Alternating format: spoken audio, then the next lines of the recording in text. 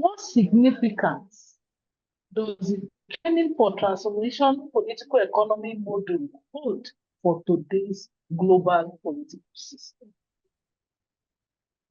Well, I think as long as people are aware, I'm not giving answers. Yeah, I'm just sharing my experience and my way of seeing things, my making sense of things. I am not giving anybody an answer. I want that to be clear. So for me, when I want to talk about political economy, I want to separate the two, not to discuss them in silos, but to make sense of things as I bring them together in my dialogue with you. When we say political, I already said, when people say this is politics, then I say, yes, it's very political. What, what did you think it was? If you're not a politician, you can't be in this TFT space. You are in the wrong space if you're not a politician. Because when we say political, we are asking about the welfare of the people.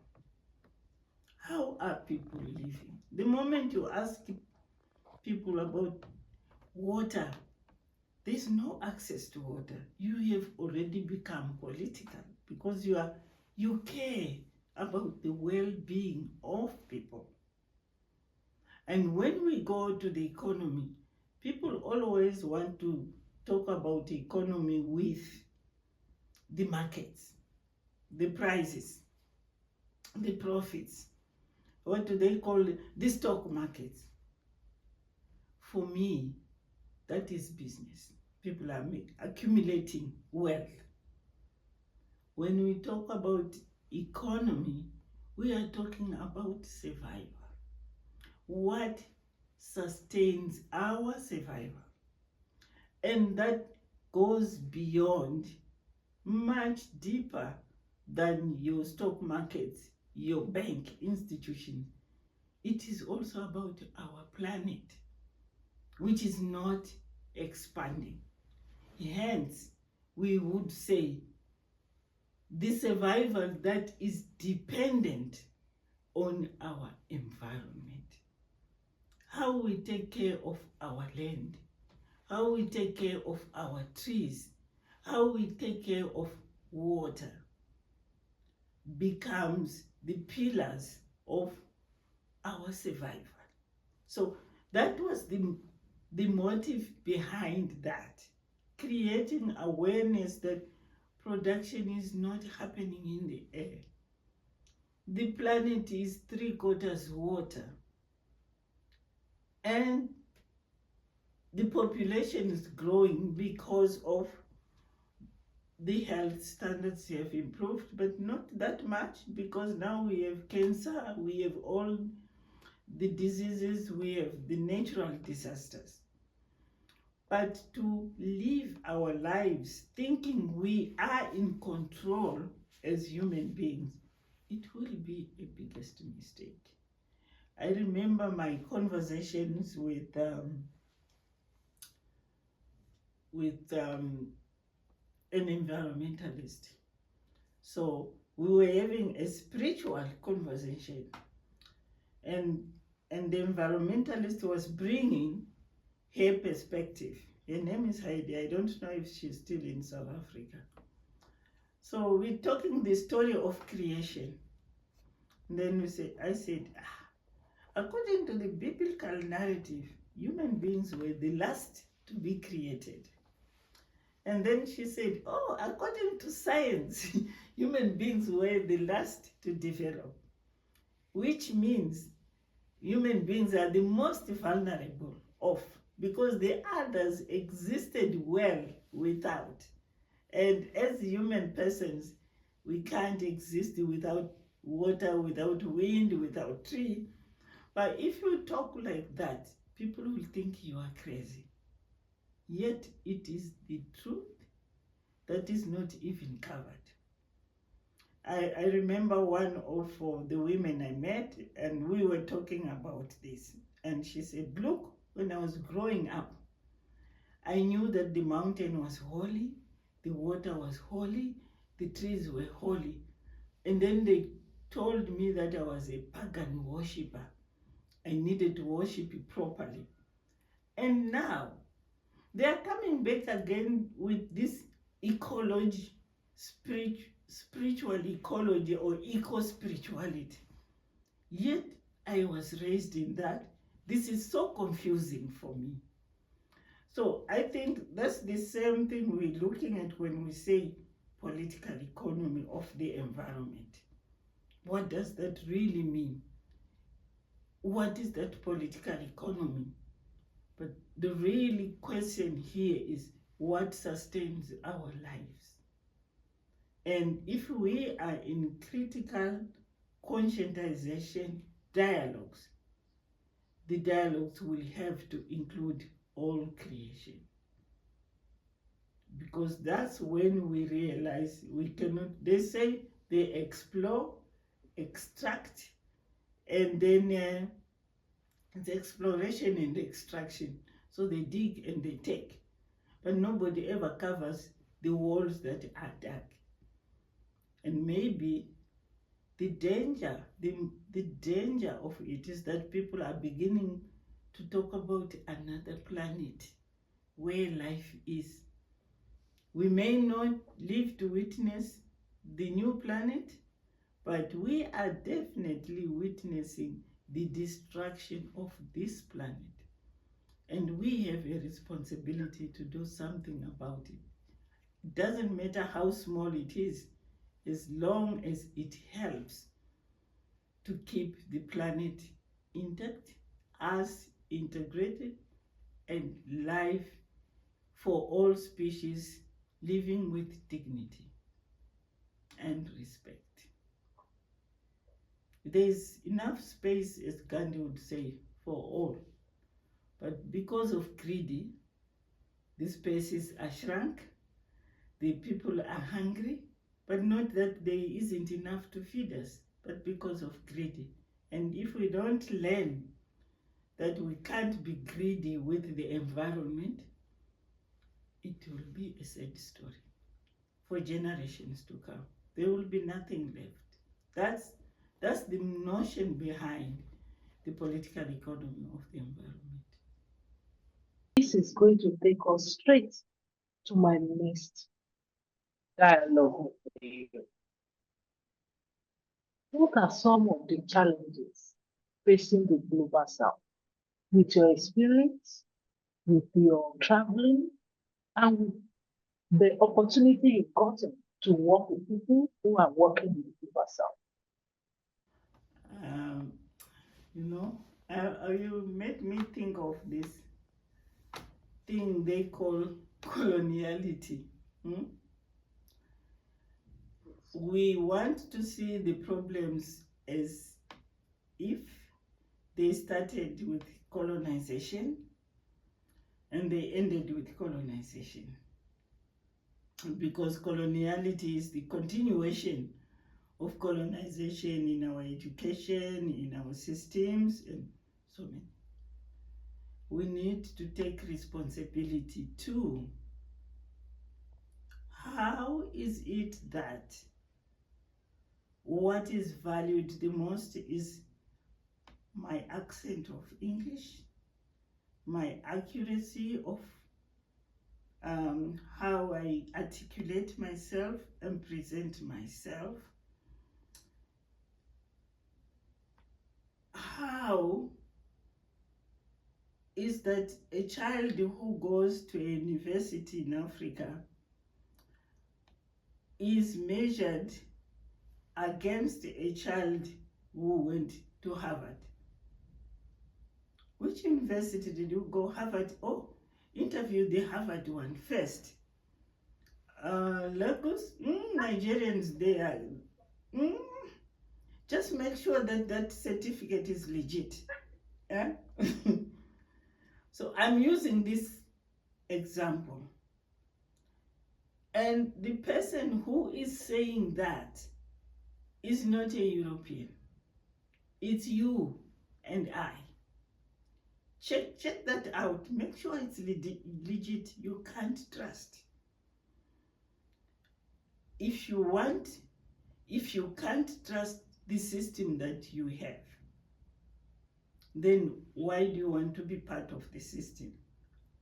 My experience is that we do have a crisis in the South, a crisis of, I don't want to call it leadership, but those that are in control do not even believe in their own power of voice. However, they can benefit from the positions. It's like, now I'm going back to Freire, when I said I was not going to talk about him. When he says, if the oppressed get an opportunity to oppress each other, they will do it twice or worse than the original oppressor. So what is missing again is that element of critical conscientization or critical dialogue of who are we? Why are we here? What values do we stand by that inform our actions? And with whom are we partnering with? Because we can't do it by ourselves. I was chatting with some of the Zimbabweans here, and one man made me really laugh. He said, look, I think what these liberation movements did was just to bring everybody that came out of the country to join the struggle and made them heroes. They were never questioned why they were in this. Some of these guys wanted to drink pure beer, just refined beer. And when they bought the refined beer, they were put in prison as political prisoners. And they come back and they want to drink more, to drink more beer or to get more. They were never questioned what values informed them to be in the struggle and what values are they taking home. Now we are crying, they are corrupt, they are this. But were they not corrupt before? This guy really made me laugh, and he said, look, some of these people just wanted to walk in First Street, which was a street that was meant for whites only. Yeah? If then they were found in First Street not being employed as a waiter or a waitress or a security guard, whatever role they were playing there. If they were not part of it, then they would be incarcerated for having broken the law. And then they go to prison, they find some political prisoners there, then the conscientization around this is not right, we need to get rid of these guys, they don't want us to walk in First Street, they don't want us to drink pure beer. I thought he was sarcastic. But when I reflected, I said, maybe the Global South has missed an element around this critical conscientization. Because critical conscientization is not, as I have been saying, for me, it's about an identity, a value, an action, a survival that gives dignity. When you drive along the streets, this other person said, no, I'm just going to use Zimbabwe. This is Harare. It's not Salisbury. And I said to myself, what do you mean? In Salisbury, the roads were good. The street lights worked.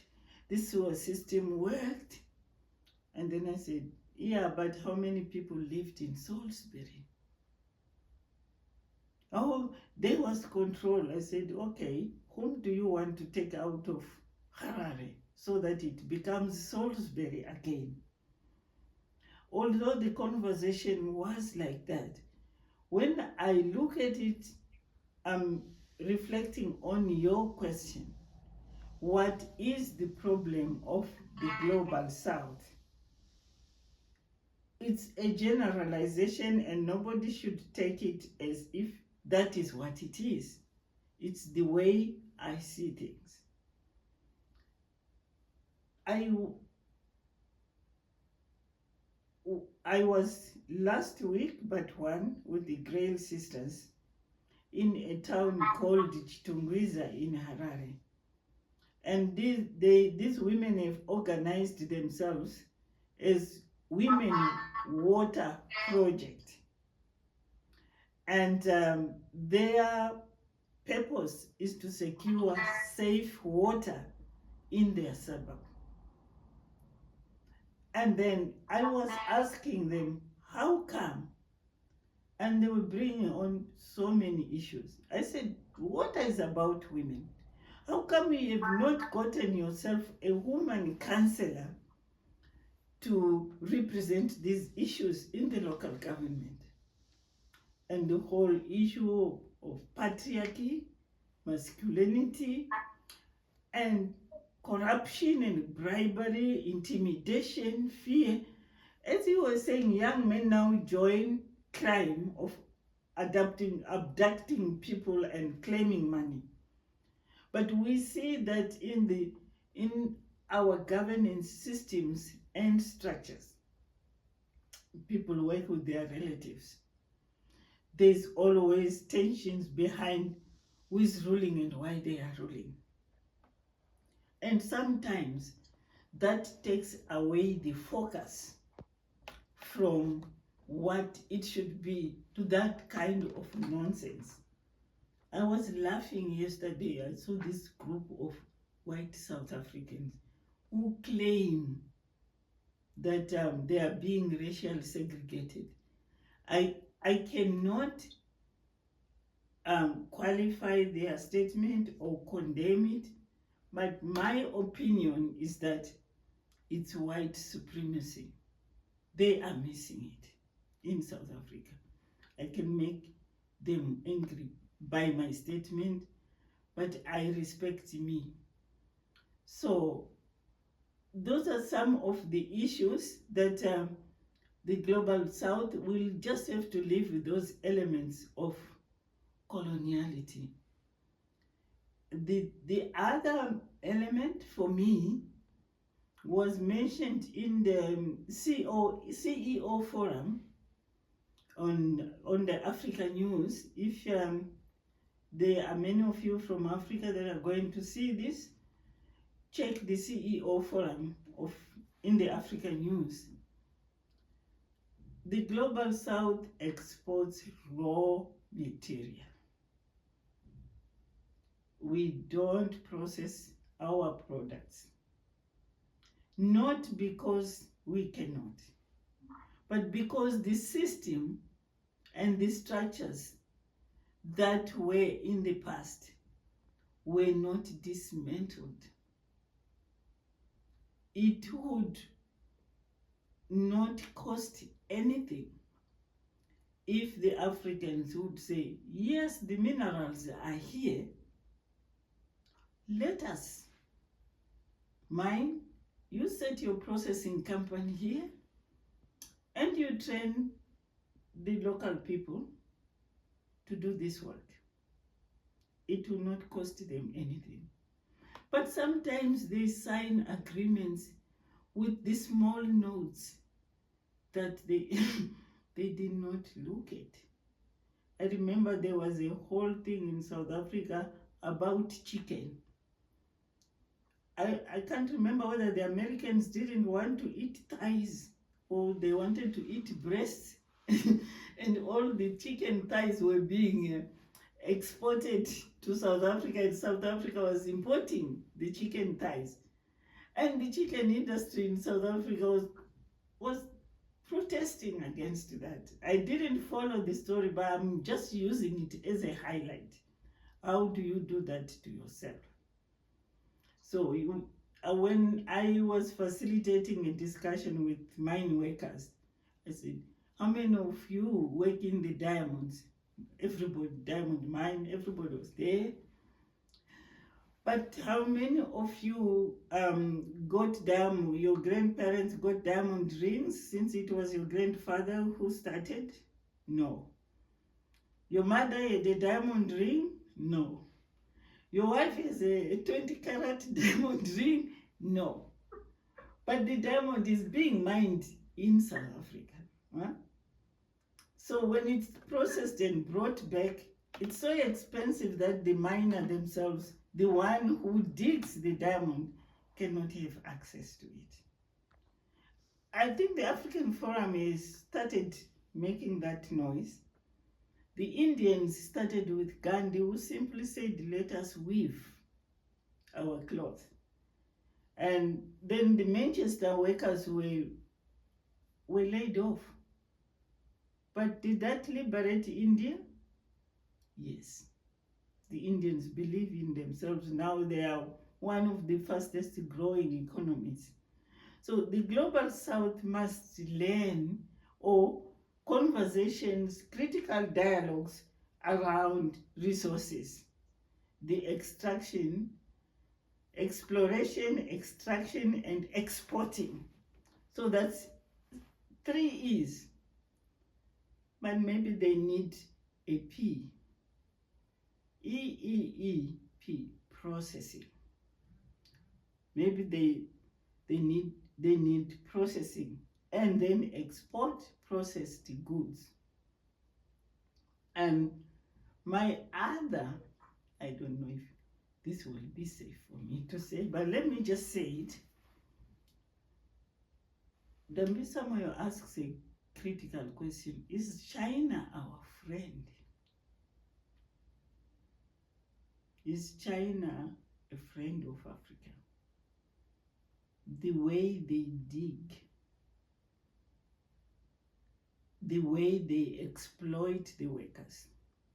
It's like Africa is open for looting. Africa is open for looting. And for countries that were in the liberation struggle supported by China, it's like, a way of shaking each other hands as comrades. But that really hits us. And the last part for me is, you remember, Ruth, when I was in Ghana, you came with Liz and you said, yes. And you said, Mama, don't, what was her name? She wanted to come to South Africa. And you said, Mama, don't, please. Nigeria needs her. And this is what we are sitting with. The professionals, African professionals, they are busy finding opportunities elsewhere. When I was in South Africa, somebody said to me, hey, they say you Zimbabweans are very clever. To this day, I don't know if I should be a South African or a Zimbabwean, because I carry both blood inside of me. And then, if you are this clever, what are you doing here? If all the clever ones go back to Zimbabwe, you can't rule. Of course, I was angry. I had xenophobia in the statement, because my grandmother, who knows Nyembes, was a Xhosa woman. But the truth is that in Africa, it's like a leaking bucket. The professionals leak like a bucket with so many holes into spaces where they are not even respected. I was looking at the news yesterday when the British are saying, don't employ low-skilled laborers. They have to be British. And I was thinking, my friend, a senior highly qualified accountant who used to be a regional accountant for a funding organization is cleaning women, old people in England. She's not a low-skilled laborer. She's a highly qualified accountant with the highest qualifications. So it's a myth, an insult to call her a low-skilled labor. The question is, what drove her out? Which for me is that the global south has to learn to recognize its potential, its assets, its human value. How is everybody going away? And nobody is realizing that the bucket is leaking, there will be no water inside. So some of these professionals don't just go, but there is no means of survival. They find themselves going away because they need to survive. So to retain the skilled labor, to retain the wisdom and the commitment, because these people that go out, they work so hard, 10 times as much as they work at home to make a living. If they were valued, and if opportunities do not have to be created, but they can be created by people. This is where the critical conscientization dialogue matters. For people to realize that they don't need to go away from home because all they need is here. And they just need to look around and create opportunities for themselves and for the others. The question is how to keep the balance between the need that is so pressing and the environment that is open to exploration without resources, without support. And some of these critical thinkers, they can be incarcerated for being too clever for the people that are in power. So that's you. Each space of the global south has its own stories. Some go, they call them self-imposed exile, but are they welcome home? So the global south is still to create space for itself in the global arena. Yeah. That's Thank what you I so, think. so much. Thank you. Thank you for these insights. And I want to go a bit further now. How can this insight serve as catalyst for transformative change in the global south? I think if there was a time where this critical conscientization was needed, it's now. It has always been needed, it's needed, and it will be needed. However, we would need to develop cadres who can facilitate these dialogues at different levels. I know for sure that Thelma engages with the World Bank. Thelma Wari from Uganda, she engages with the World Bank, the OAU. But maybe we don't need those big spaces. While that is important, we need a critical mass that can question, that can say this is our space. How do you move us to mine lithium? Now in Zimbabwe it's all over. I'm just going. Oil is all over in Nigeria. But are Nigerians rich? Diamonds, gold in South Africa. But are South Africans full of gold and diamonds?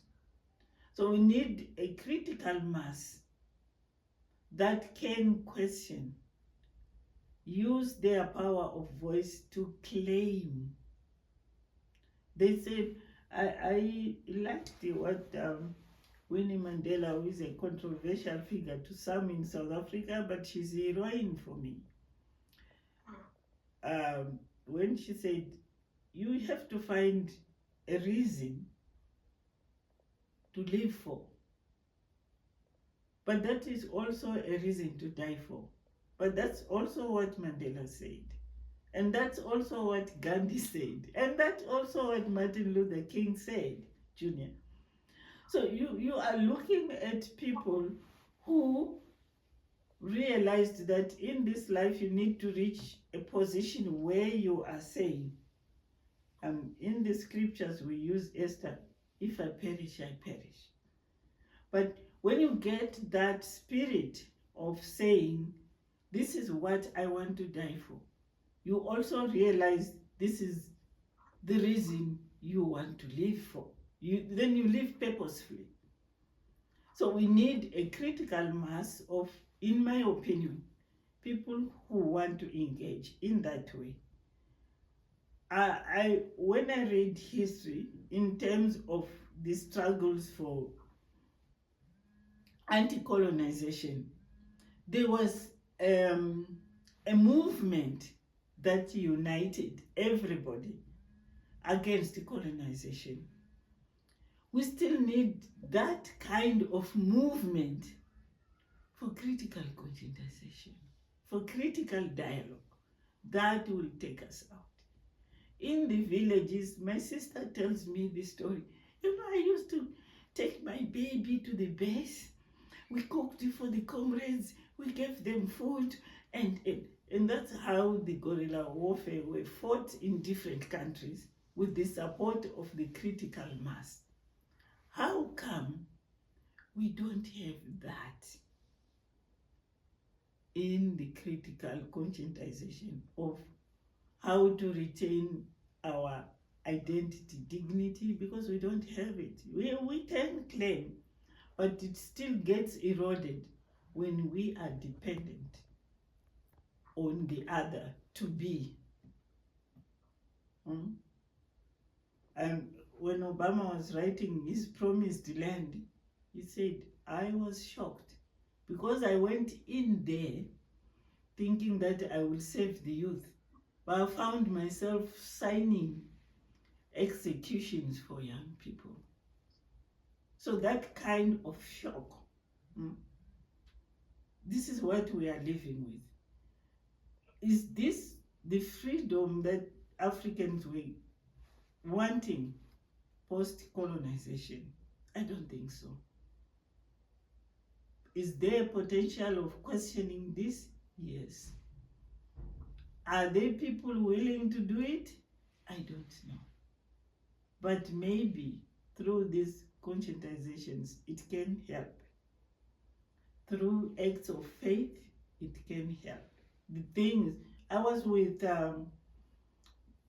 in Western Papua, and then this was the discussion almost to that question. So what do we do?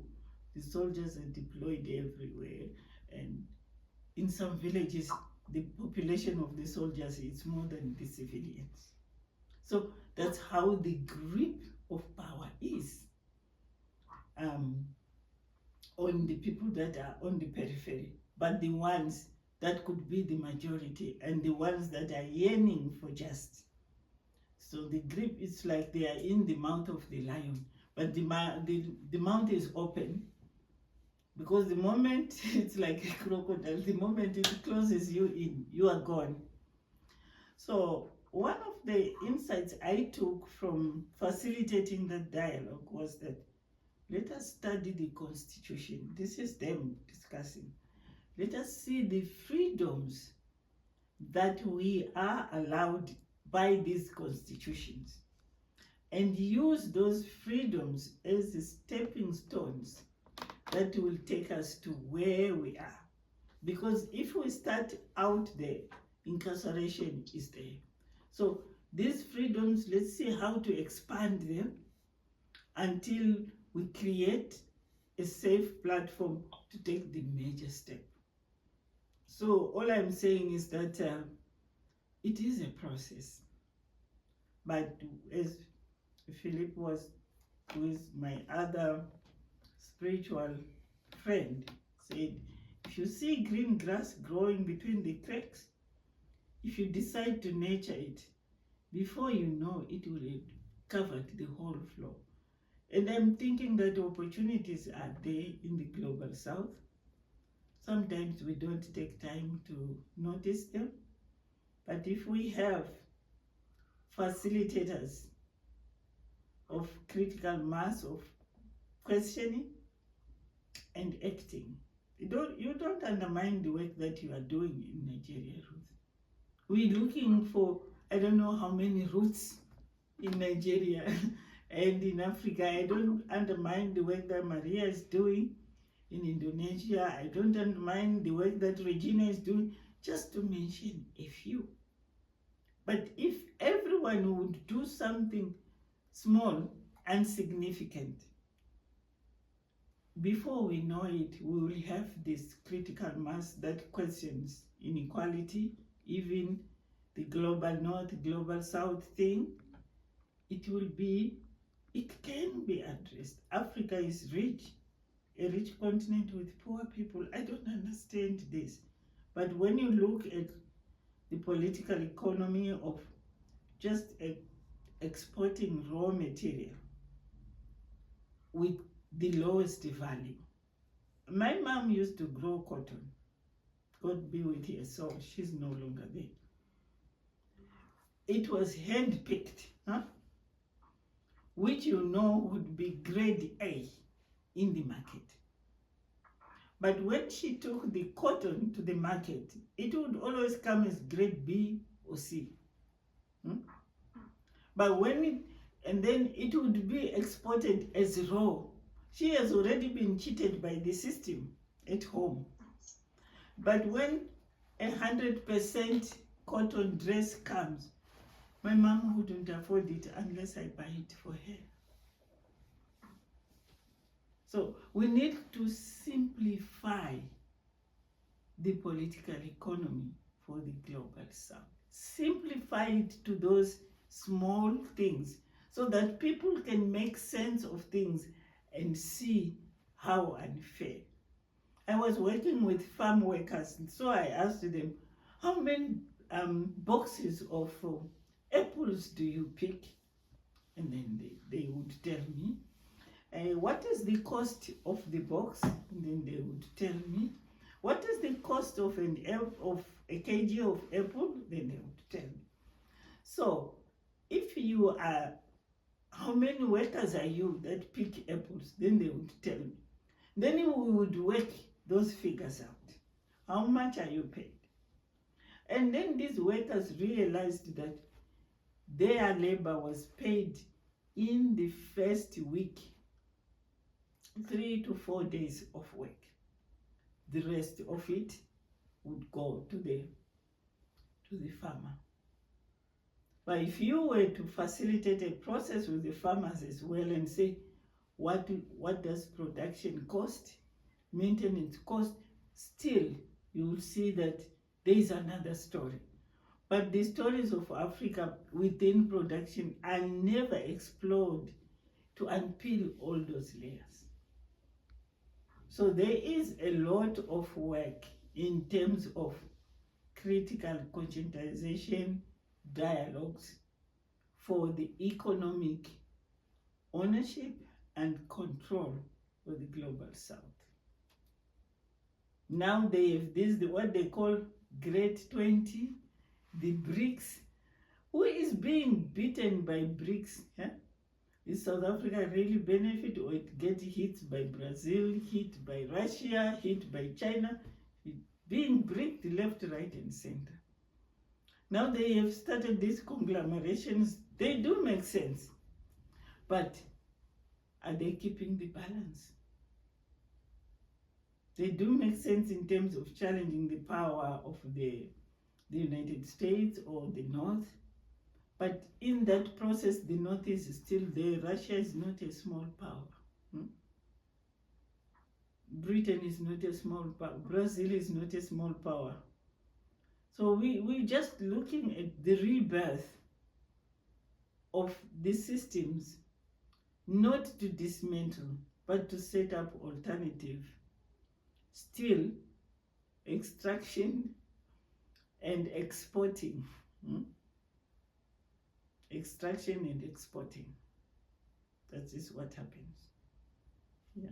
So it sounds like we are going nowhere, but there are also initiatives that people are making that can take us there. But whether we will live in this life to witness that, or it will happen long after gone, we just have to believe that what we are doing, or what people that are setting up alternatives are doing, is just for their time, and it can be replicated in the future. That's, for me, there is no time where these critical dialogues are relevant more than now. The anti-slavery thing was about questioning critical dialogues, as we are saying now. The anti-colonial, it was the same. But now, this, I don't know, this is imperialism, where the economies of the other country swallow the other country, where we have big fish swallowing all the small fish. Huh? So this is another call, another level for critical dialogue. And all kinds of exclusions, as people talk about now, can be part of the dialogue. I was talking to a friend who was saying, I know, what I don't like is that people go to the streets and say, I want to have sex with that one, I want to have sex with this one. Sex is a private business. It's a personal thing. Who wants to know who had sex with who last night, or who is having sex with who? At that moment, I didn't realize that this person is talking about the lesbian, gay, bisexual people. I got lost. I said, do you mean that people shouldn't go and say, last night I had sex with this one, I want to have sex with this one? And then it took me long to connect to that. She doesn't want to talk about lesbian, gay, and bisexual. Not wanting to talk about it does not take it away. But talking about it may help people to make sense out of things. So there are just far too many social, political, and economic dialogues that the Global South need to live with, and to say it does not exist. My grandmother couldn't say I was a boy. Huh? When her friends told her that, look, you have boys, girls only. She couldn't say I was a boy, but she said I was worthy. And the Global South needs to reach that level of worthiness in all the layers of life and claim it. And well, when later my grandmother, when I drove to the village, she sits as a passenger in the passenger seat. But when people were asking for a lift, they didn't talk to me. Said, hey, can I get a lift in your car? To my grandmother. Then she would say, yeah, this one can jump in the back, or this one can sit in the middle. And I did that without questioning her. But all she was saying to her friends was, you see now, my granddaughter is a boss. For her, the boss is a white and a man. So in her thinking, I I had grown above a woman or a woman of worth to be a male white. So I'm just using this analog that people can tell the global south, you don't have this, you don't have that, but that does not define the global south. We can define ourselves. Yeah.